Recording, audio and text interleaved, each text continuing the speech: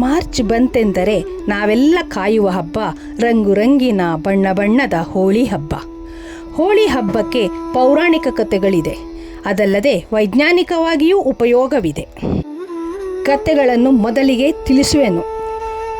ತಾರಕಾಸುರನನ್ನು ಕೊಲ್ಲಲು ಶಿವಪಾರ್ವತಿಯನ್ನು ಸೇರಿಸಲು ಮನ್ಮಥನ ಪ್ರಯತ್ನದಲ್ಲಿ ಅವನು ಆಹುತಿಯಾದನು.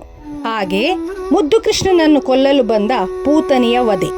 ಇನ್ನೊಂದು ಕಥೆಯಲ್ಲಿ ಹಿರಣ್ಯಕಶಿಪು ಹರಿಭಕ್ತ ಮಗ ಪ್ರಹ್ಲಾದನನ್ನು ಕೊಲ್ಲಲು ತಂಗಿ ಹೋಲಿಕಳ ಮೂಲಕ ಪ್ರಯತ್ನಪಟ್ಟು ಅವಳ ಆಹುತಿ.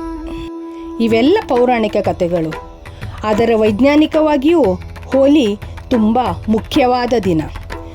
ಆ ದಿನ ನಾವೆಲ್ಲ ಅರಿಶಿನ, ಕುಂಕುಮ, ಪಾಲಾಶ, ಬೇವು ಎಲೆಗಳ ನೀರನ್ನು ಎರಚಿ ಹಬ್ಬವನ್ನು ಆಚರಿಸುವುದರಿಂದ ಚಳಿಗಾಲದಿಂದ ಬೇಸಿಗೆ ಕಾಲಕ್ಕೆ ಬರುವ ಚರ್ಮ ರೋಗಗಳು ಕಡಿಮೆ ಆಗುತ್ತದೆ. ನಮಗೆ ಹೋಳಿ ಹಬ್ಬ ಕೆಟ್ಟದನ್ನು ಕಳೆದು ಜಯವನ್ನು ಸೂಚಿಸುತ್ತದೆ. ಅಲ್ಲದೆ ಬಣ್ಣಗಳನ್ನು ಎರಚಿಕೊಂಡು ಎಲ್ಲರೂ ಸೇರಿ ಸಂಭ್ರಮದಿಂದ ಆಚರಿಸುತ್ತೇವೆ. ಸಮಾಜದಲ್ಲಿ ಏಕತೆಯನ್ನು ಇದು ಮೂಡಿಸುತ್ತದೆ.